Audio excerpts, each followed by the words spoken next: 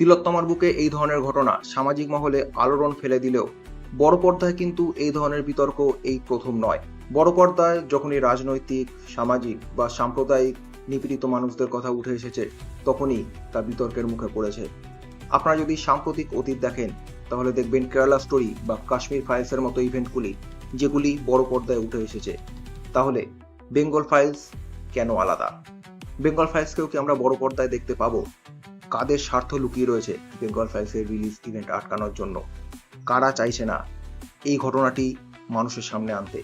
তাহলে কি এত বিতর্কের পরেও আমরা অবশেষে দ্য বেঙ্গল ফাইলসকে বড় পর্দায় মুক্তি পেতে দেখব?